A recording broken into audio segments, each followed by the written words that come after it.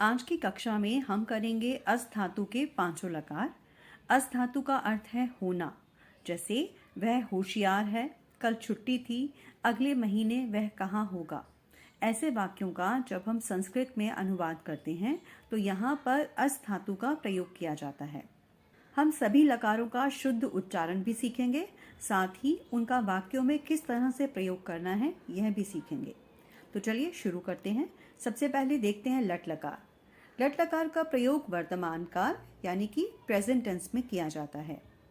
देखते हैं इसका शुद्ध उच्चारण कैसे करना है।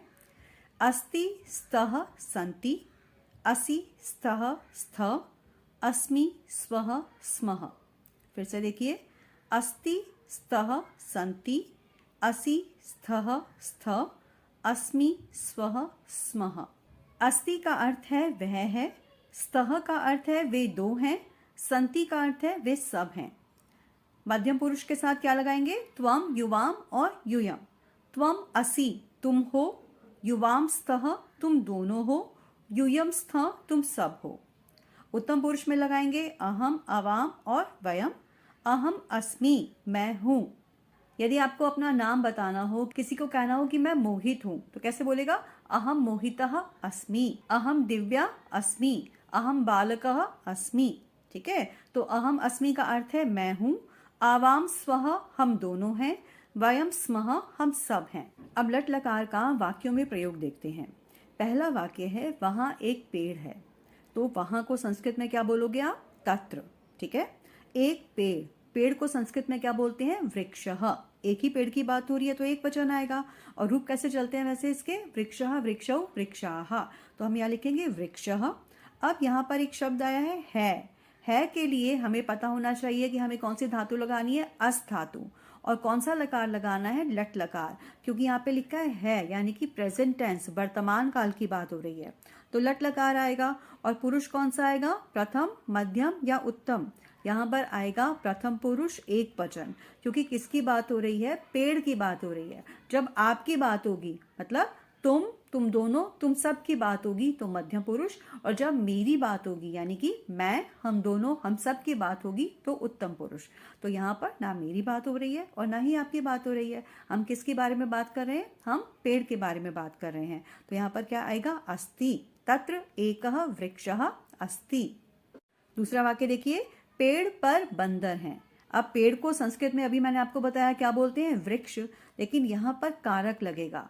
पेड़ पर कौन सा कारक है? अधिकरण में, पर, पे, यानी कि सप्तमी विभक्ति का प्रयोग होगा। तो वृक्ष का क्या बनाएंगे? वृक्षे। क्यों बनाएंगे? क्योंकि यदि आपने देव, राम या बालक के रूप याद किए हैं तो आपको पता होगा कि सप्तमी में क्या बनता है? देव का क्या बनता है? देवे, देवयो, देवेशु। तो वृक्ष का बनेगा वृक्षे, वृक्षयोः, वृक्षेषु। और क्योंकि एक ही पेड़ की बात हो रही है तो हम एक वचन लगाएंगे। क्या लिखेंगे? वृक्षे। वृक्षे बंदर। कितने बंदर हैं? बहुत सारे। पेड़ पर बंदर हैं, तो हैं शब्द से पता चल रहा है कि हम अनेक बंदरों की बात कर रहे हैं। बंदर को संस्कृत में बोलते हैं वानरः, और इसके रूप भी देव की तरह चलेंगे। पुल्लिंग शब्द है वानरः, वानरौ, वानराः। तो यहाँ पर आएगा वानराः। अब है लिखा हुआ है तो अस धातु आएगी, लट लकार आएगा और प्रथम पुरुष बहुवचन आएगा, संति। वृक्षे वानराः संति। यहाँ पर प्रथम पुरुष क्यों लगा रहे हैं? अभी मैंने आपको बताया, ना तुम्हारी बात हो रही है ना मेरी बात हो रही है। आप और मैं किसकी बात कर रहे हैं? बंदर की बात कर रहे हैं। तो किसी और की जब बात होती है, जब बोलने वाला और सुनने वाला जिसके बारे में बात करते हैं वो होता है प्रथम पुरुष। तो यहाँ पर हमने प्रथम पुरुष बहुवचन का प्रयोग किया। हमारा वाक्य बना वृक्षे वानराः संति। अगला वाक्य, तुम कौन हो? तुम को संस्कृत में बोलते हैं त्वम, और त्वम के साथ क्या आता है? मध्यम पुरुष एक वचन। आपको ध्यान रखना है कि जब भी त्वम, युवाम या यूयम, इन तीनों में से कोई भी शब्द होगा तो हम मध्यम पुरुष का ही प्रयोग करते हैं। ठीक है, त्वम के साथ क्या आता है? मध्यम पुरुष एक वचन। क्या बनेगा? त्वम कः असि, तुम कौन हो। अगला वाक्य, मैं लड़का हूं। मैं को संस्कृत में बोलेंगे अहम। तो जैसे त्वम, युवाम और यूयम के साथ मध्यम पुरुष आता है, ऐसे ही अहम, अवाम और वयम के साथ हमेशा उत्तम पुरुष आता है। तो मैं लड़का हूं, क्या बनेगा? अहम बालकः अस्मि। ठीक है, अगर यहाँ पर हो कि हम सब लड़के हैं तो क्या बनाएंगे? वयम बालकाः स्मः, क्योंकि बहुवचन है इसलिए आ जाएगा स्मः। अब देखते हैं लंग लकार। लंग लकार का प्रयोग भूतकाल में किया जाता है। भूतकाल यानी कि पास्ट टेंस, जो बात हो चुकी है, बीते हुए समय के लिए लंग लकार का प्रयोग करते हैं। देखते हैं इसका उच्चारण। आसीत, आस्ताम, आसन, आसिहि, आस्तम, आस्तव, आसम, आस्व, आस्म। फिर से देखिए, आसीत, आस्ताम, आसन, आसिहि, आस्तम, आस्तव, आसम, आस्व, आस्म। आसीत का अर्थ है वह था या वह थी। आस्ताम वे दोनों थे या वे दोनों थीं।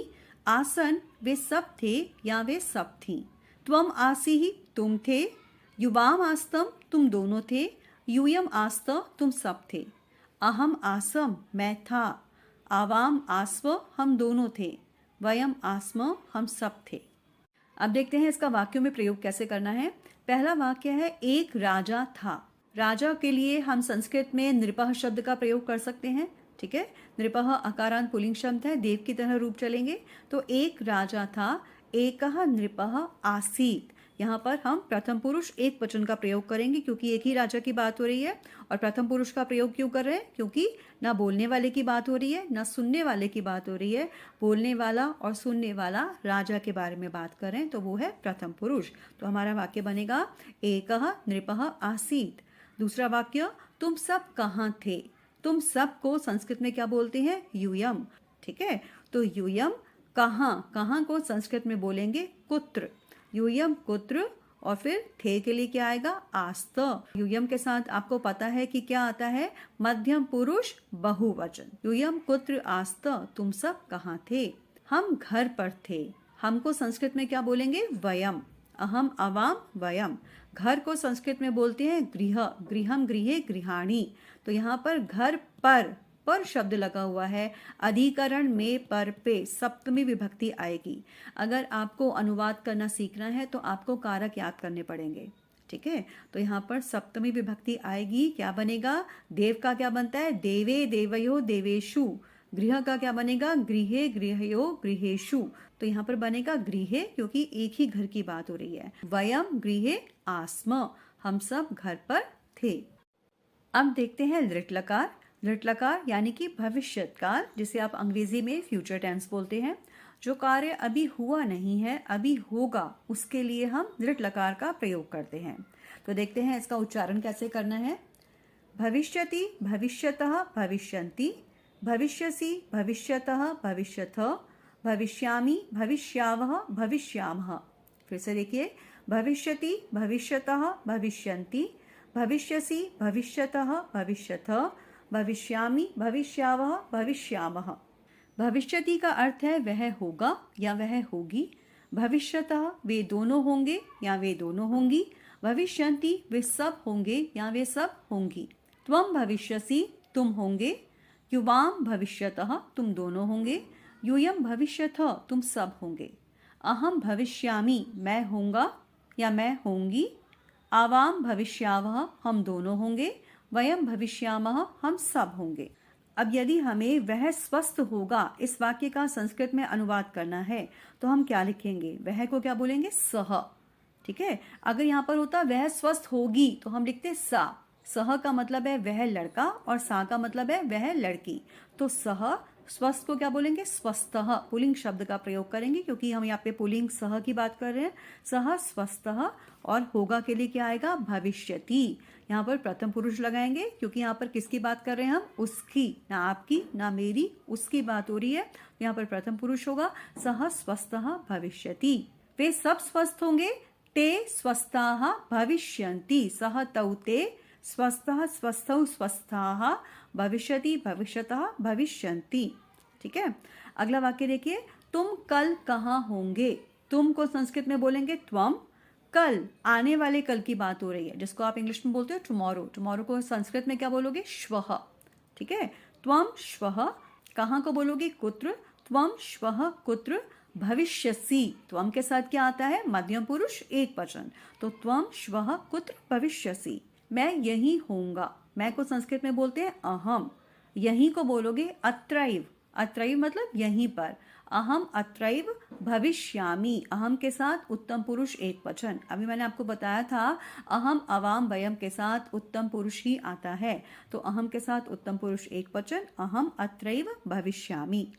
अब देखते हैं अस धातु का लोट लकार। लोट लकार का प्रयोग आज्ञा लेने, आज्ञा देने, प्रार्थना, अनुमति, आशीर्वाद जैसे वाक्यों में किया जाता है। ठीक है, देखते हैं इसका शुद्ध उच्चारण कैसे करना है। अस्तु स्ताम संतु, एधि स्तम स्त, असानी असाव असाम। फिर से देखिए, अस्तु स्ताम संतु, एधि स्तम स्त, असानी असाव असाम। अस्तु का अर्थ है वह हो, स्ताम वे दोनों हो, संतु वे सब हो, एधि त्वम एधि तुम हो या तुम हो जाओ, युवाम स्तम तुम दोनों हो जाओ, यूयम स्त तुम सब हो जाओ, अहम असानी मैं हो जाऊं, आवाम असाव हम दोनों हो जाएं, वयम असाम हम सब हो जाएं। तो यदि वाक्य हो वह स्वस्थ हो जाए तो वह को संस्कृत में बोलेंगे सह। क्या बोलेंगे? सह। स्वस्थ को क्या बोलेंगे? स्वस्थः। हो जाए अस्तु, सह के लिए हम प्रथम पुरुष एक वचन का प्रयोग करेंगे। तुम बुद्धिमान हो जाओ, तुम को संस्कृत में बोलेंगे त्वम। बुद्धिमान, बुद्धिमान को बोलेंगे बुद्धिमान, त्वम बुद्धिमान एधि। ठीक है, मध्यम पुरुष एक वचन, त्वम के साथ क्या आएगा? मध्यम पुरुष एक वचन, त्वम बुद्धिमान एधि। हम सब सावधान हो जाएं। हम सबको संस्कृत में क्या बोलते हैं? वयम। अहम अवाम वयम। वयम सावधानाः, सावधान शब्द का बहुवचन बन जाएगा सावधानाः असाम। वयम सावधानाः असाम, हम सब सावधान हो जाएं। अब देखते हैं विधिलिंग लकार। विधिलिंग लकार का प्रयोग चाहिए के अर्थ में होता है। स्यात् स्याताम स्युः, स्याः स्यातम स्यात, स्याम स्याव स्याम। फिर से देखिए, स्यात् स्याताम स्युः, स्याः स्यातम स्यात, स्याम स्याव स्याम। स्यात मतलब उसे होना चाहिए, स्याताम उन दोनों को होना चाहिए, स्युः उन सब को होना चाहिए, त्वम स्याः तुम्हें होना चाहिए, युवाम स्यातम तुम दोनों को होना चाहिए, यूयम स्यात तुम सब को होना चाहिए, अहम स्याम मुझे होना चाहिए, आवाम स्याव हम दोनों को होना चाहिए, वयम स्याम हम सब को होना चाहिए। तो यदि हमारा वाक्य हो उसे घर पर होना चाहिए तो उसे को संस्कृत में क्या बोलेंगे? सह। देखिए, वह और उसे दोनों के लिए तत् शब्द का प्रयोग होता है।